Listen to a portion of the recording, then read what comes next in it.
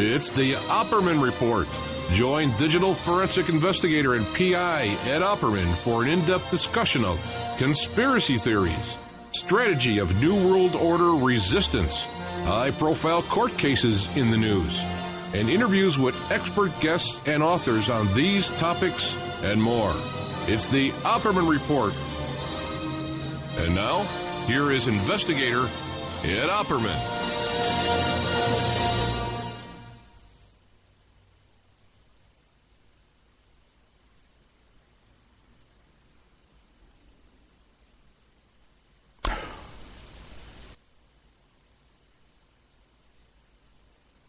Okay, ho, ho, ho. Merry Christmas, guys. Okay, here we are. We are live on the air, December 25th, 2015.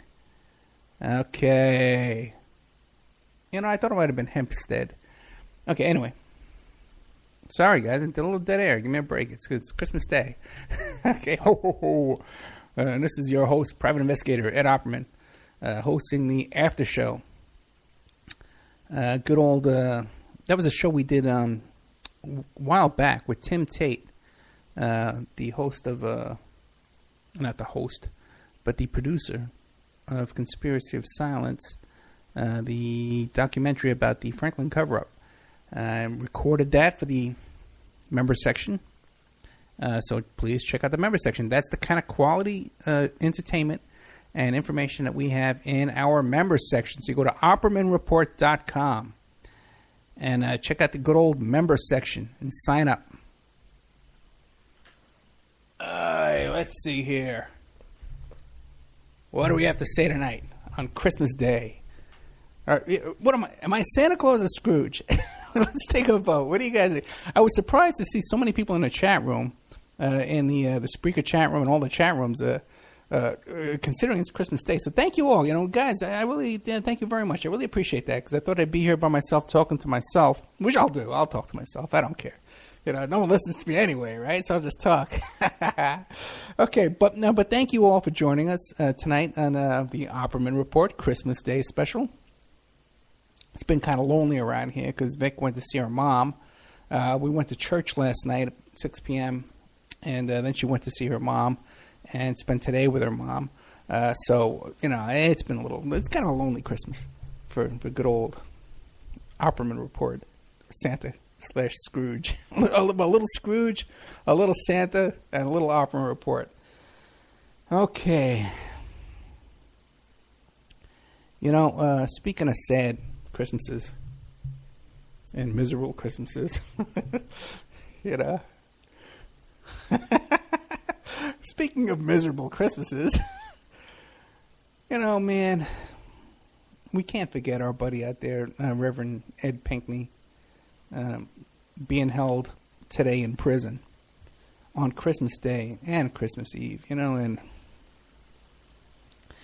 there's some new developments over there because they're not giving him a break at all, where he's dealing with the... They just gave him another write-up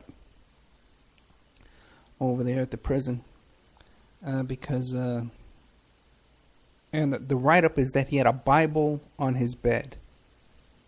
You know, so that's the latest crime committed by Reverend Ed Pinkney. You know, if there's ever a guy in my life that I've related to, it's Reverend Ed Pinkney. You know, here's a guy, man, you know, he gets arrested all the time, you know, there's all kind of crap going on in the poor guy's life. He's just fighting the good fight. He's pushing forward. He's struggling. Good Christian man, you know, 67 years old. Now he's facing, he's in prison for 10 years, you know.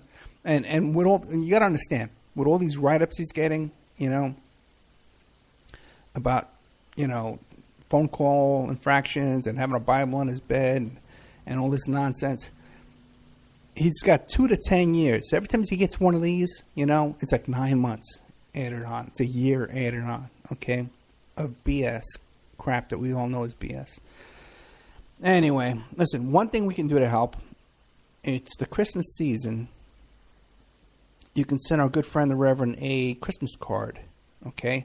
Now, that shows the prison that he has people on the outside that are keeping an eye on what's going on. So even if it's a blank card, if it's a card, you know, a re-gifted card, whatever, mail him a card, please. Reverend Pinkney, Marquette Branch Prison, Reverend Edward Pinkney, N-E-93, number 294671, 1960 U.S. Highway 41 South, Marquette, Michigan, 49855. You mail them something, a letter, a card, anything. It shows them that people are watching. Check out the interview I did with David Cole. He went up there to visit Reverend Pinkney.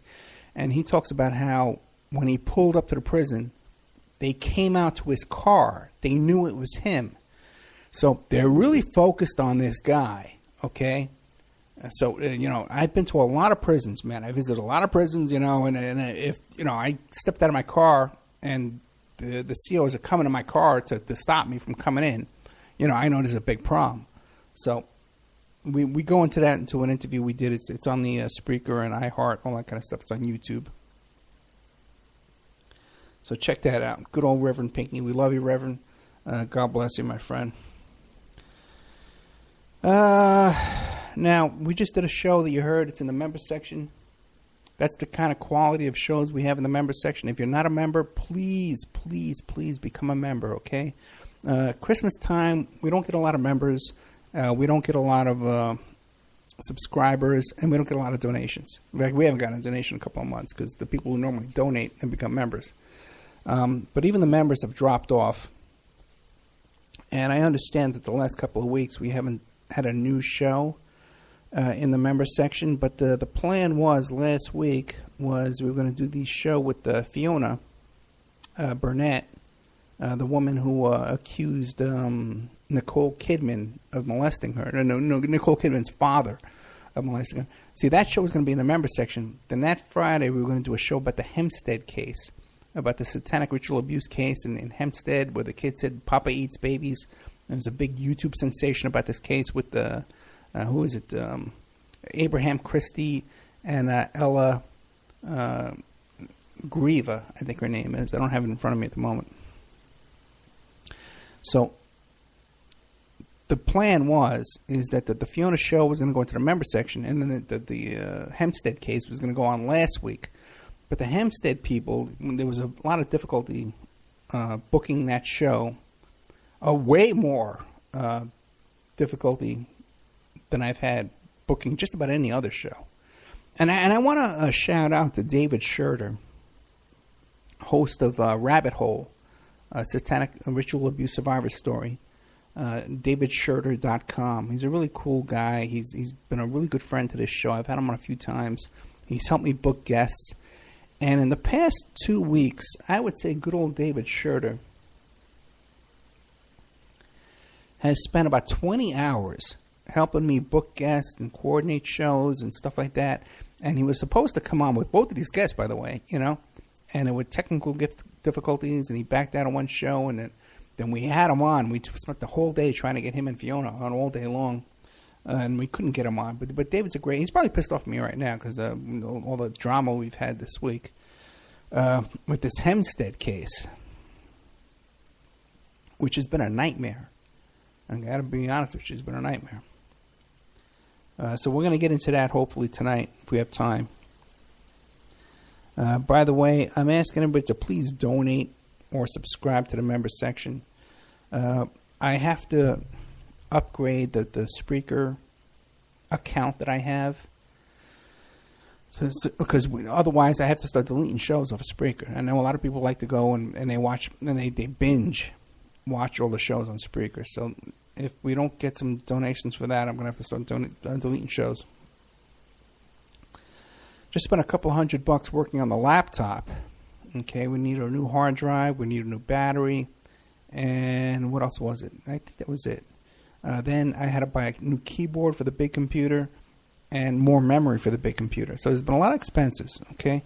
As Spreaker's going up. And that's about it. That's about all the expenses we have. And then we've had some new advertisers, come in. And I got a nice, really cool advertiser, too, who wants to support Reverend Pinkney and stuff like that. So he's coming on board. As soon as his website's up, we're going to start advertising his thing, too, as well.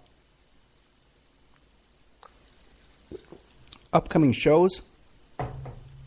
We have the nephew of Frank Sturgis, who was actually Frank Sturgis's alibi on the day of the JFK assassination. If you listen to the show that I did with A.J. Weberman, according to A.J., I don't know if we said that on the air or not, so I better not say that anymore. We have the family that owns land next to Area 51. They were there before Area 51. That was out there, the Sheehan family. I have a survivor of the Waco massacre who testified at the congressional hearings and stuff like that. So, got a lot of big shows coming up. A lot of fun stuff. I have the son of Gene Wheaton, who was part of Iran-Contra and knows a lot of stuff about TWA 800, a lot of stuff. He's a really good guest. And the father has a head injury, so we're trying to get him on. But he just had a recent head injury, so he can come on the show. So we're going to get his son to come on the show, maybe his daughter too as well. We're hoping. So let's see. What do I want to talk about first?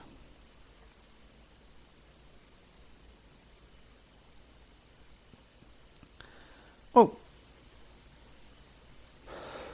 I screwed up my notes here because there's a lot of stuff I want to talk about. And a couple of things I want to talk about is, first of all, I want to thank everybody for tuning in tonight because I didn't think we were going to get this big a response on Christmas Day. So we have the Hemstead case that I want to talk about. I spent this whole week, I spent a lot of time booking this show and recording the show. I have 3 hours of interview up on YouTube, on the Ed Opperman YouTube channel, about the Hemstead case. Some people call it the Hemstead hoax. Some people call it the Hemstead cover-up, the Hemstead satanic ritual abuse case. So there's a lot of different ways to look at that case. And there's 3 hours up on my YouTube channel.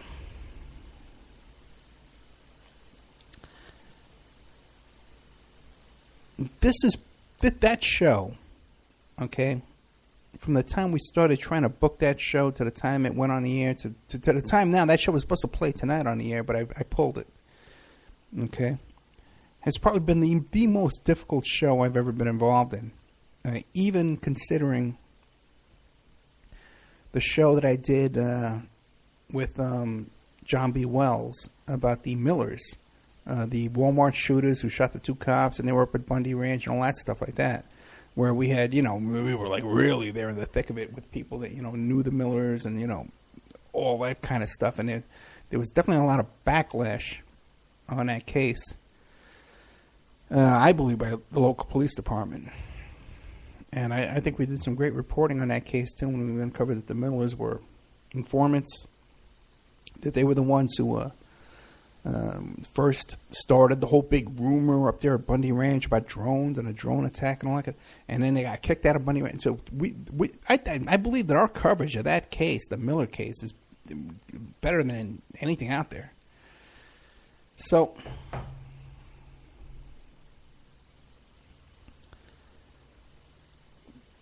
about a week and a half, 15 days ago, we decided to do a show about the Hemstead satanic ritual abuse case.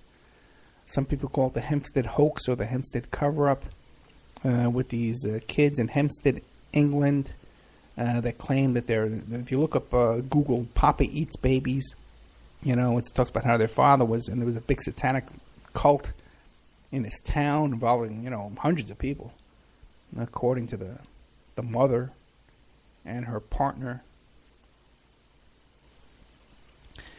And then there was a custody case that followed where the judge declared that it was all false, and so people started calling it a hoax. Everybody, and if you Google the case, most of the news reporting on the case is that it's a hoax and it's all, and the accusers are actually the people who abuse the kids.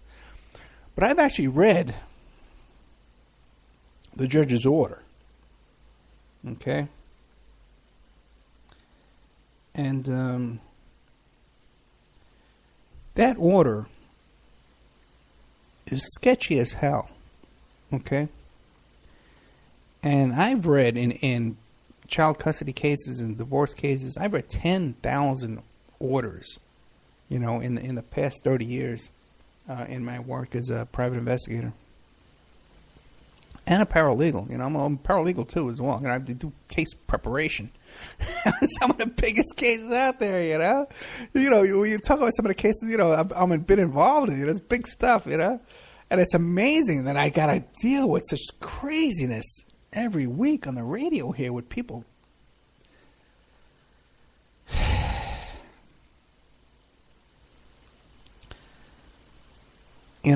But I've read about 10,000 of these custody orders. And there's a lot of anomalies in this one that make me shake my head and say, what's going on? And it's an order from the UK. But just so you know that I've read several hundred orders from the UK and international orders too. I don't talk about it. I don't think I've ever mentioned it before.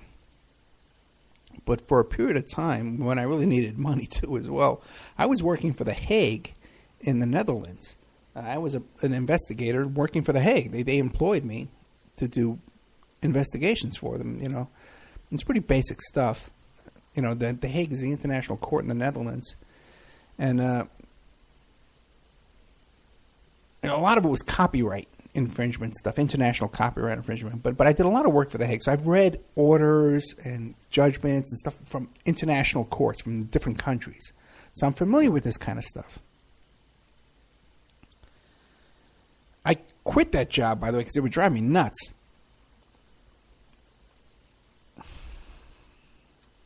But the point I'm trying to make is that I'm familiar with orders from foreign courts. And this order, in this custody case, in my opinion, is unusual. The judge acknowledges that the kids were molested. There was an independent doctor, medical physician, who examined these kids and testified in this hearing that the children were anally penetrated and that there were all kinds of signs of this.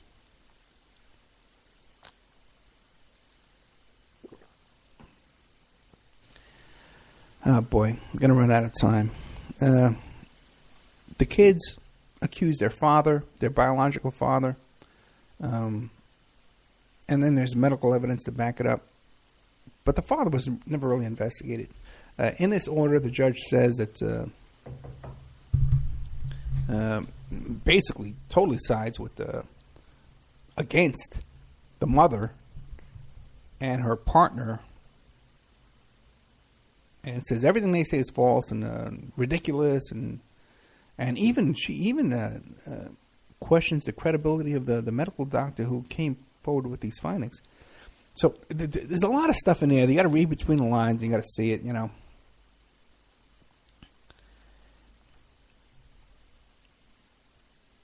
Now, I'm on the fence on this case.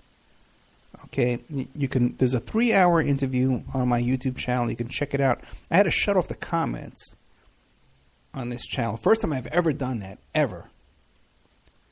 Because I have found that the YouTube internet trolls on both sides are extremely extreme.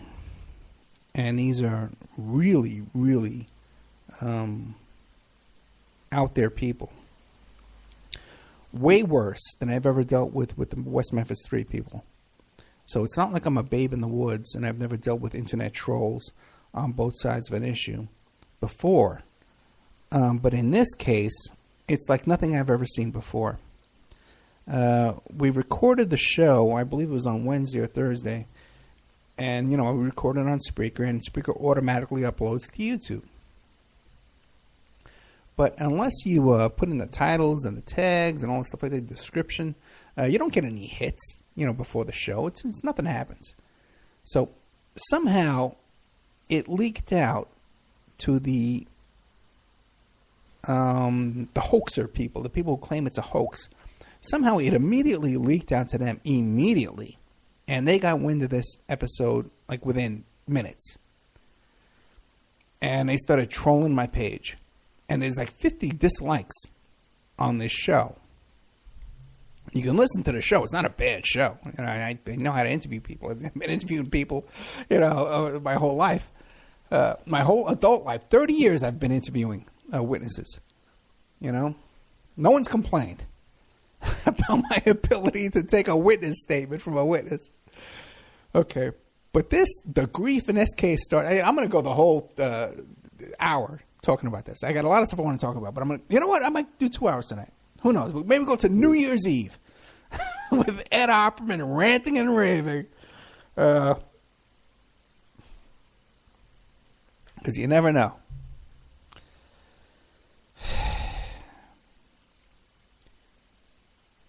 So when I do a recorded interview for the members section or for an advance interview, it automatically uploads to YouTube and it uploads to iHeart. And I can prevent some of that, but I like to upload it to YouTube. And I've done it a million times before. And it's never been an issue.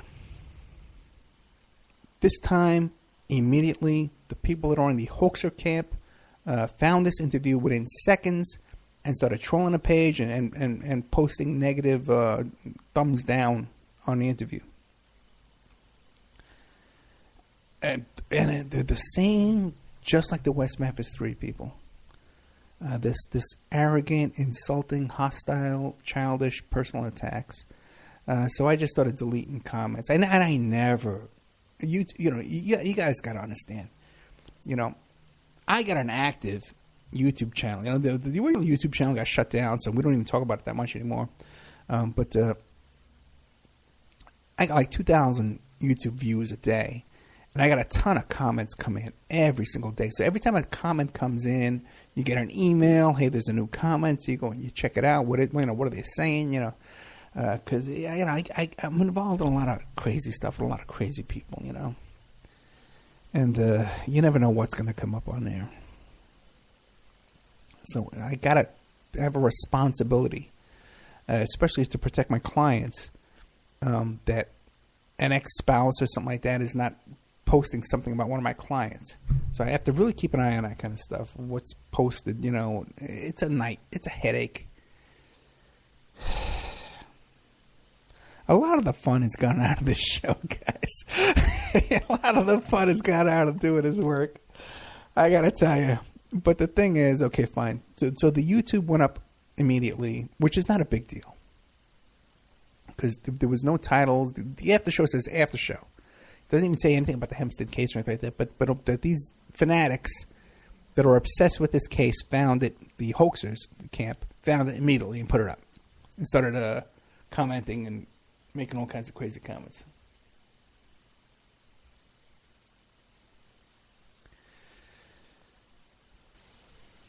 Then I get invited to this group, this secret group of Hemstead supporters. And I'm in that group. And someone posts a link to the interview. And I said, what the hell is this? They had the interview before the show aired. The show was going to air tonight. They had the interview with a new title, a different title that I had for it. They cut out my intro. The commercials were missing. And it was posted on the supporter YouTube channel. So I contacted the guy. And I says, hey, man, the show hasn't aired yet. If you're a supporter of these people, you want to wait. The show's going to air on a lot of stations. It's going to air. It would have aired all week long. Some stations play me twice a day. iHeart is a huge audience. Tune in tonight is a huge audience. A lot of people. Tomorrow night, Para X is a huge audience. It's a CBS station. So I contacted the guy. I says, listen, if you're a supporter, you want to. You don't have my permission to post this. This is my content. This is my work. So we go back and forth with this, and oh, this needs to be shared far and wide, and everybody, we question your motives. Your motives are selfish and monetary, and your ego. You want to, okay, well, okay. If it's my ego, I would want it posted on your YouTube channel there, okay. And I don't care what's posted. You know, I don't listen. A lot of people steal my content on YouTube. You know, but the thing is, this is the first time I've ever had a situation where before the show was aired,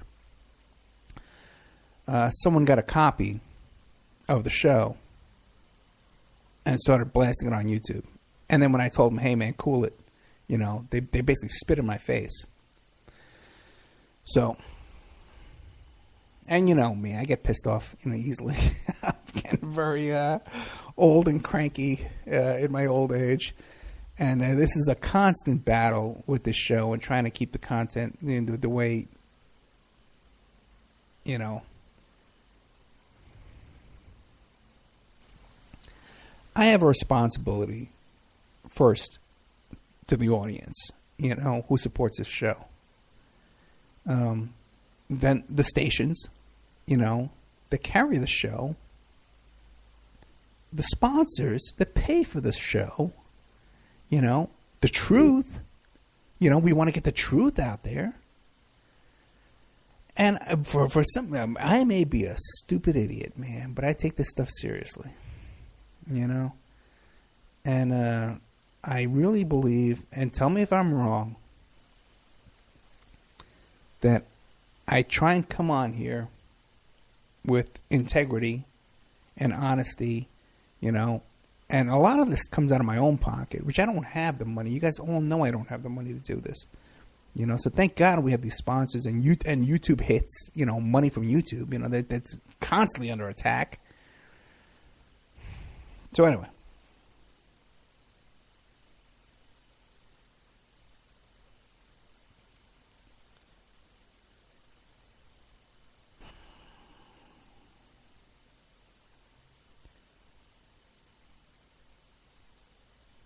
The thing is, bottom line, do I believe these people?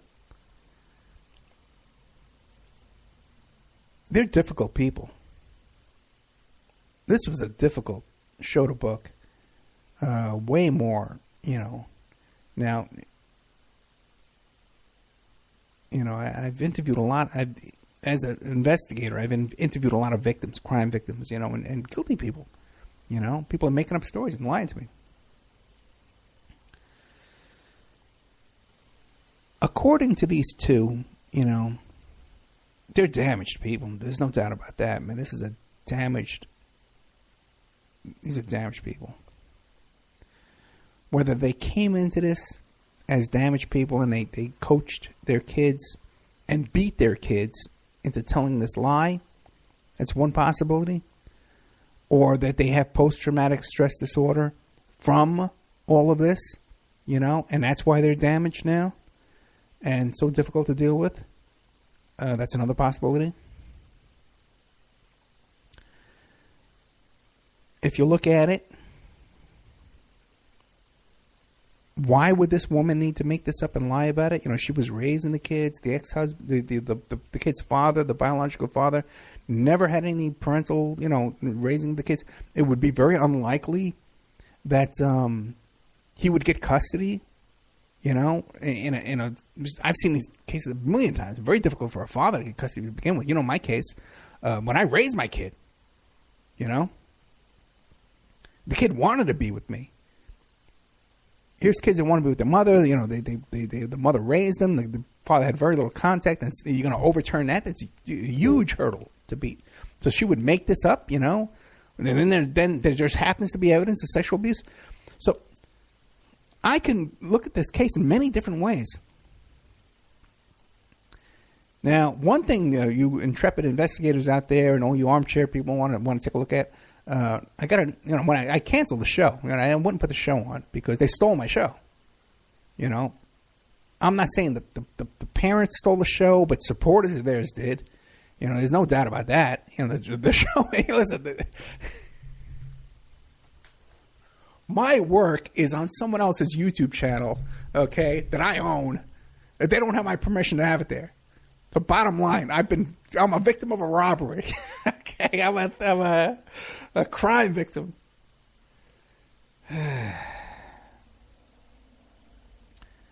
You know, that's a fact that I can testify in court. I'm a crime victim.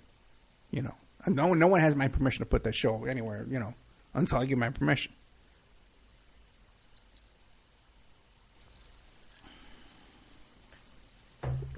So what's behind it all?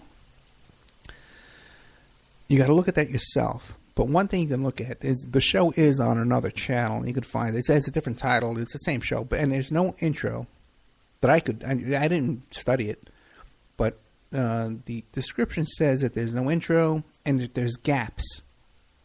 So I suspect that those gaps are because the show was recorded on call notes, and when you record it that way, you don't hear the commercials, and they won't come up on recording. Because the way the show is recorded, the intro and the commercials only play in my headset. The guests don't hear that. So if the guest had recorded it and then handed it to somebody and said, "Here, get this up right away before the show airs," for whatever reason, then you wouldn't hear that. So if somebody wants to go there and find this interview and listen to it and tell me if the shows are there, because the guest told me, oh, he got this show, he picked up the show by hearing it on YouTube from your channel. So if he did, then the intro would be there and the commercials would be there, and that would be one situation. If the commercials are not there and the intros are not there, which is what I heard, then someone's lying to me. Okay? And if someone's lying to you about one thing, then they'll lie to you about other things. So that's, you know.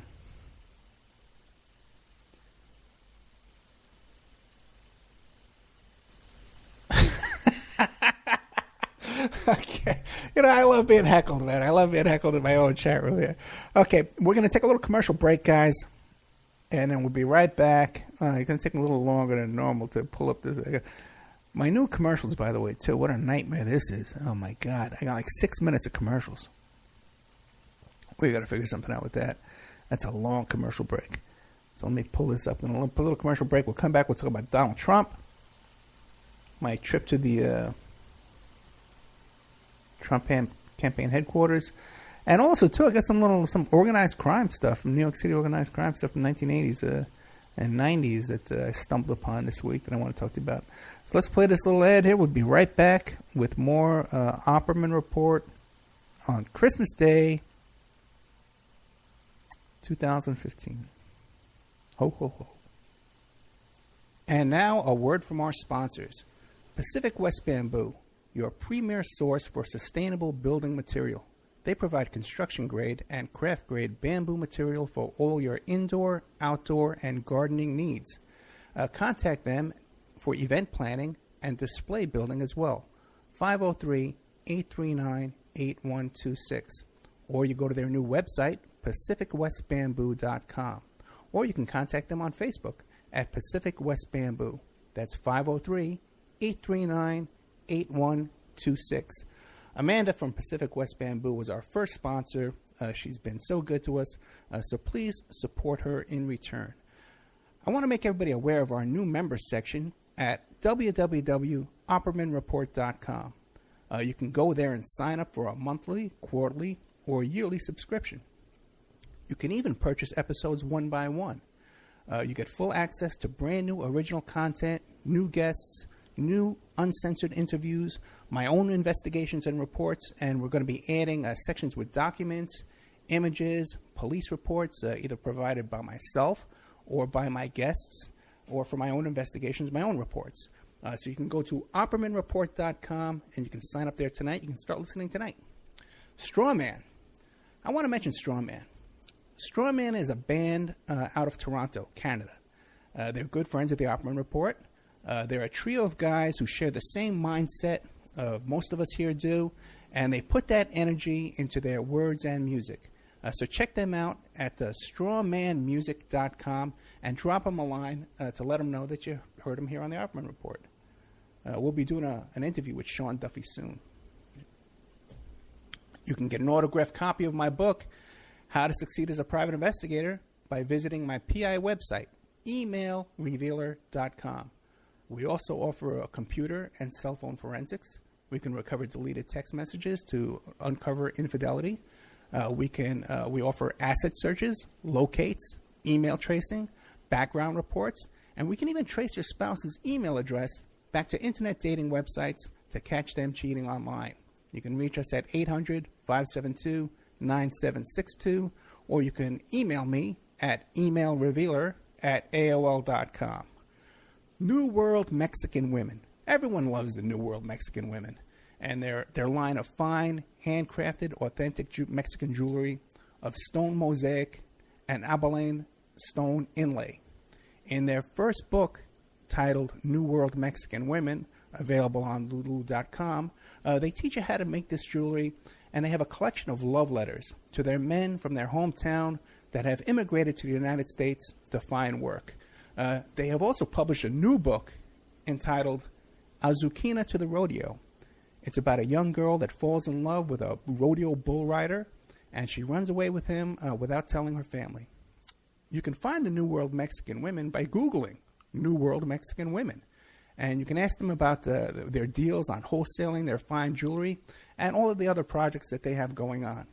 If you'd like to have your business or website advertised here and promoted all over the world on dozens of stations every day, give us a call at 800-572-9762 or email oppermanreport@gmail.com.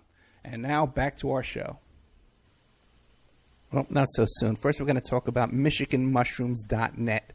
They offer the highest quality chaga chunks available anywhere, picked fresh from healthy live trees in Michigan's Upper Peninsula, sun-dried and quickly shipped to you.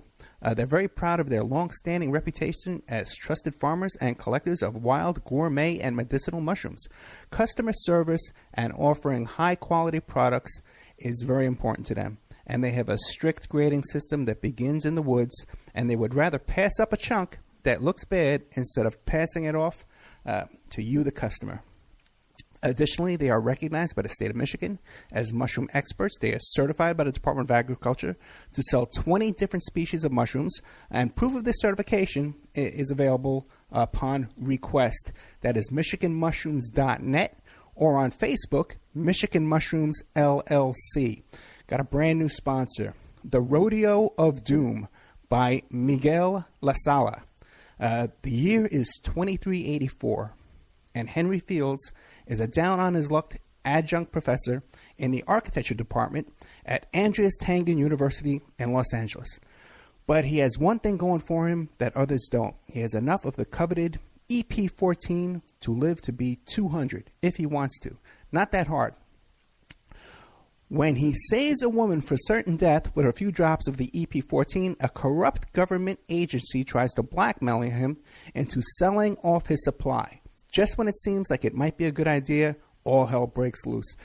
The Rodeo of Doom was written by Miguel La Sala and edited by Margaret A. Harrell, the author of Keep This Quiet, memoir series. Now, she was also the copy edited Hunter S. Thompson's breakthrough book, Hell's Angels. According to Harrell, the Rodeo of Doom will grip you and pull you into the wild ride of a different reality. This is a consciously fast-paced journey into the future. Author Miguel La Sala reveals his craft by intricately weaving in fine details for his reader and keeps you anxiously anticipating what will happen next. Do not wait to read this book. There will surely be more to come from this author. The Rodeo of Doom is available on Amazon.com, and there's a link to the Rodeo of Doom in the Opperman Report bookstore.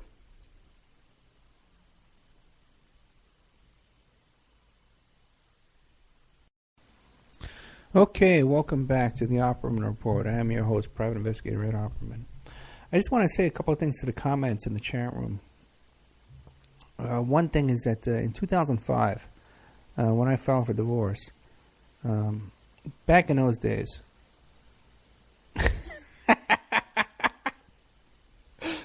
hey, Kay, take it easy on me, okay? Let's not even get into that. Okay. But I just want to say this to some of the comments, okay? In 2005, when I filed for divorce, I was raising my daughter. She was 5 years old.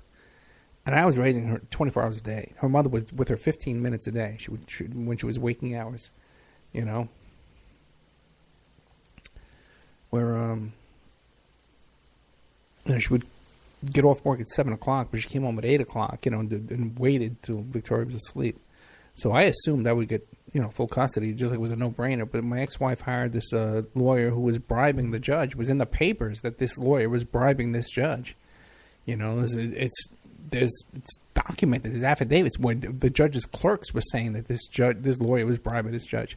Even during my case, this lawyer was the judge's campaign finance manager, and the campaign contributions were coming through his office to this judge. There's no doubt. And even the lawyer admitted to me that there was a payoff involved. We sat in there's a little room by the court, by the courtroom, where you can sit and negotiate. And my lawyer and this lawyer and me, we all sat there and openly, everyone admitted there was a payoff going on, and there were certain things we can overcome the payoff and certain things you can't, So I'm very familiar with corruption in family court and with a lopsided court system.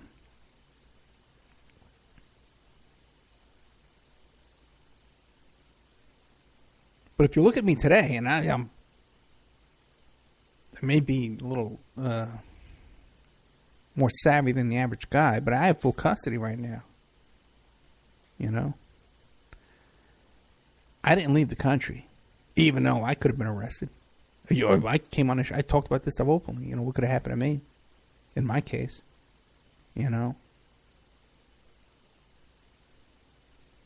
So it seems to me, I did a 3-hour interview, several hours of pre-interview.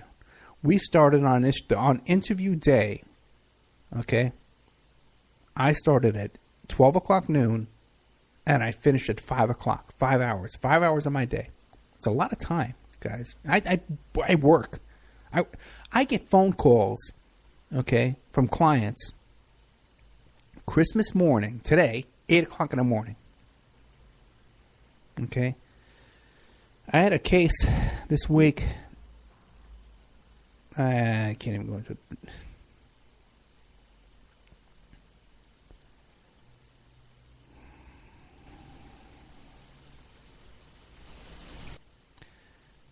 It seems to me that both sides of this case are more interested in internet trolling than they are about the well-being of these kids. The kids, by the way, are in foster care. They're not with the father. They're not with the mother. Okay? There's more going on here. I totally agree. There's more going on here than meets the eye. It's not a case of the parent, the mother and his boyfriend are hoaxing. Okay? But they're screwed up. They screwed me. The supporters on both sides are complete trolls and utter trolls and distraction and the inserted people. There's no doubt in my mind about that. Because the guy who got a hold of this video, I'm telling him, hey, drop the video, pull the video off your YouTube channel, or I'm canceling the show. Oh, I'm okay. Whoa, it's listen. Okay, okay, all right. Let's see. Okay, by the way, too, there's a lot. And listen, the mother and the boyfriend are not 100% innocent either, because the guy admits in the YouTube interview that he was hitting a 9-year-old little kid in the head with a metal spoon. All right? You know me. I coached basketball. I've been involved with kids. I've had a lot of kids. I think he got 10 kids of his own. They're both on the run. There's no. Well, who's representing your interests here in the UK to get your kids back? Is there any litigation to get your kids back? Nothing going on. They're off on this whole internet thing. So,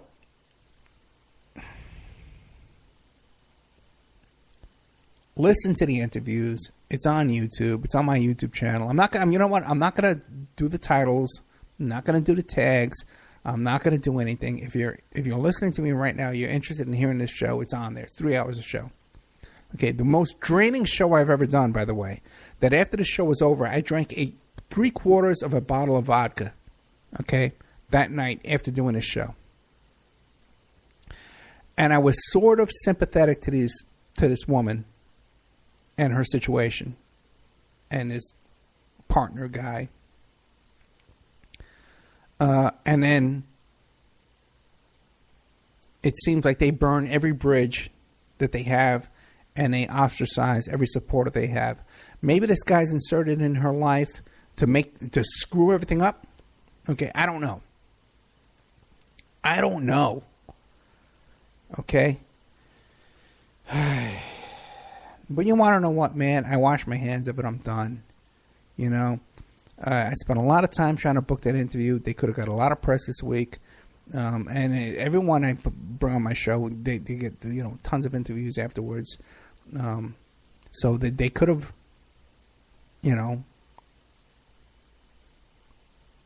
if they did they could have gotten their stuff promoted, on a dozen shows, a dozen stations this week, every day. Some stations play my show every day, but for some reason they had this other plan where they would steal the content, and then argue with me about it, and now they claim that, he got it from my YouTube channel, and the intro is not there. You tell me, if someone listens to the show, tell me, is the intro there? Are the commercials there? Because if not, then they didn't get it from my YouTube channel. They changed the title, they changed it, Anyway, let's move on. Okay. Let's see. What do you want to hear about? You want to hear about my old New York City organized crime days, or you want to hear about my adventures at the Donald Trump headquarters? I'll let somebody in the chat room tell me what you want to hear about.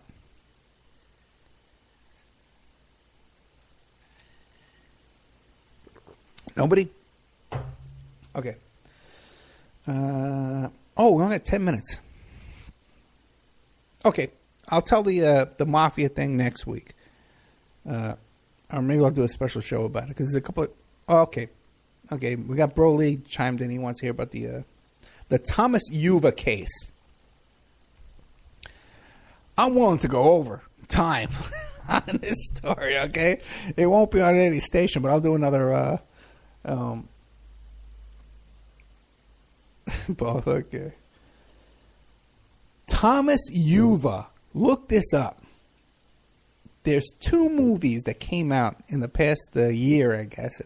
It is about this Thomas Yuva case.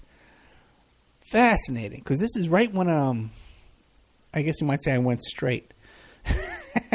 And in New York City, and I was. Oh, guess what? My notes are gone. Oh, we might have to save the Thomas Yuva story for another day. I'll give you a little overview about it. I guess it was around 1990. And you guys know me. I was in the nightclub business in New York, and I was group in Staten Island. So I know a lot of organized crime people. I worked on some of the biggest organized crime cases in New York City that there ever were. The Pizza Connection and the Commission case. But right around 1989, 1990, John Gotti got arrested, that final arrest, where Sammy Gravano ratted out John Gotti. It was that big, long trial. And that was the one where they took Bruce Cutler off the trial. They said Bruce Cutler was part of the organized crime family and all that stuff like that. Yeah, that's it. Rob the Mob. There's one movie, Rob the Mob, and another one called Wannabe. See, I found this movie, Wannabe, just came out. And you can find them, both of these movies are on Putlocker and stuff like that. You can find them on those free websites that are hosted in other countries that steal movies. And they're both pretty good movies. Rob the Mob has a really good actor in it. The lead actor that plays this guy, Thomas Yuva, is a really good actor. And both movies are pretty good. They all have all the actors from The Sopranos are in both movies, which tells me a lot of those guys, they seem to do movies with people who are sympathetic to the New York City families. And there's a lot of connections, too. People may not realize it, but all of these actors and producers and stuff like that, they have connections to these families in New York City. As a matter of fact, one time I was at the dinner, and me and my friend, and my friend knew the guy who had the deal to bring to video the E.T., and these were organized crime guys. And he was the guy, if you heard me tell the story before about the Bellage, the La Bellage on Sunset Strip in California. This is the guy who told me that whenever I go to California, I stay at the B Lodge. So I thought it was like the B Lodge, but it was La Bellage on Sunset Strip, a really cool hotel.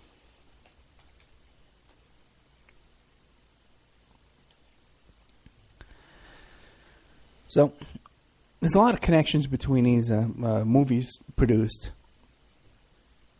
and a certain New York City family. Okay? Now, the story with this case here, with this Thomas Yuva, is that when he got shot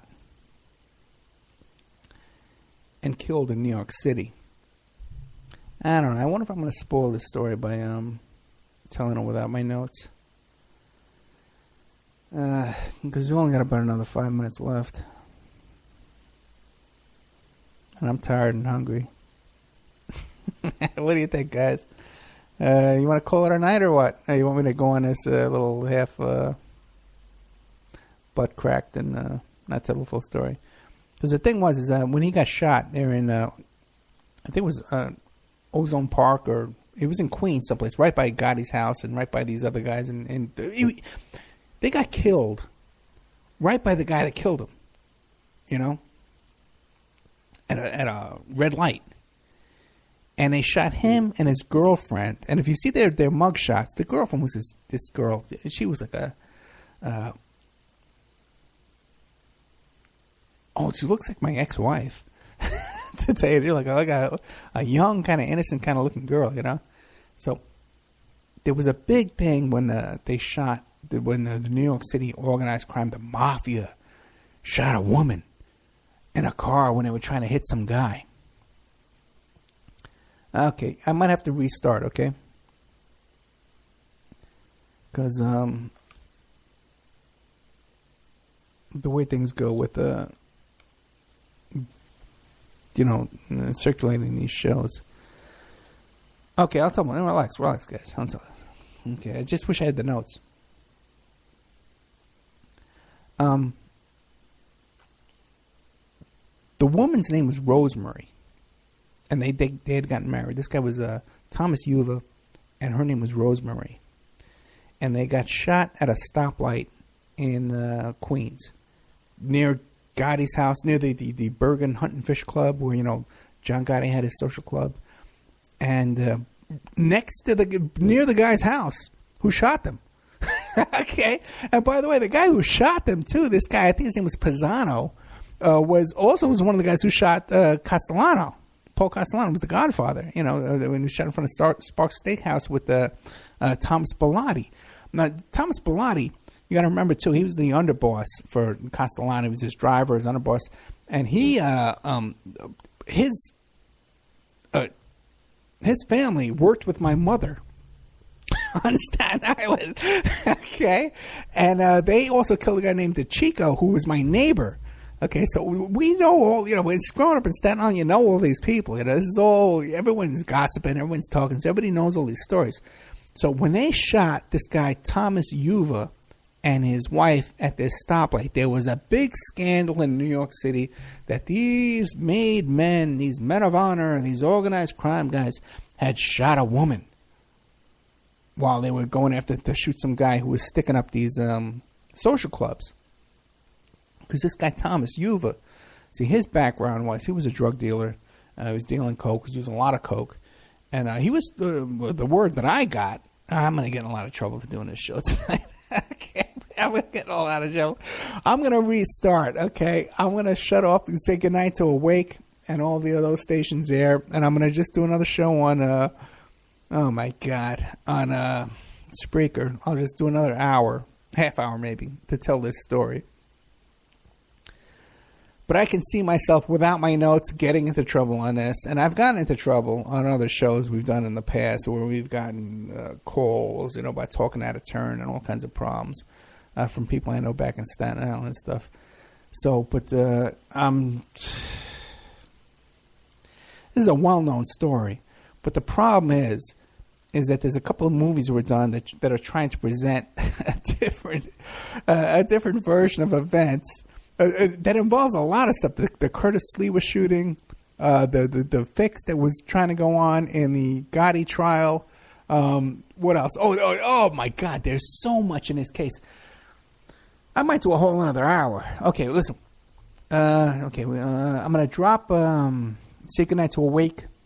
I love you guys. It's 8:00, so we'll drop that. And let's see, how do I do that? Stop all. Okay, goodbye. That's over. Mic off. Goodbye. Now we're just on Spreaker. And I got 4 minutes left. And I'm forgetting where I was. Yeah, that's what I'm thinking too, yeah. I'll put it in the member section. Thomas Uva, as far as I know. Okay, from what I know about the story about Thomas Uva. I didn't know his name. But everyone knew that after Gotti got busted, John Gotti Sr., that things got a little screwy. There was a lot of control in the New York City organized crime scene that went a little haywire, and things were out of control, and people didn't know where to kick up money and stuff like that, and things went a little wild. And there was a guy that was running around sticking up all the old-timer social clubs, like the Bergen Hunt and Fish Club, Gotti's club. Like everyone thinks when you watch these things on TV that these guys, oh my God, if you go in and you say the wrong thing or something like that, they put out a hit on you, But in reality, this guy, it was just a regular guy like me, was going into the Hunt and Bergen Fish Club. He robbed them twice. And he was robbing Gambino clubs, social clubs, Bonanno clubs, and it's been so long, I forget. But one of these other, one of the other families too, but not the Genovese. He didn't touch the Genovese at all. He didn't go near that. Okay, because they were really coming up at the time. That's Genovese is the one with the guys with the bathrobe and the Vincent the Chin Gigante. And those were kind of the guys who came into my club and started trouble for me, and I had to pay them off. Boy, I'm going to get in trouble for this, man. I may not do this. Because without my notes, I'm going to say the wrong thing. Yeah, I'm going to...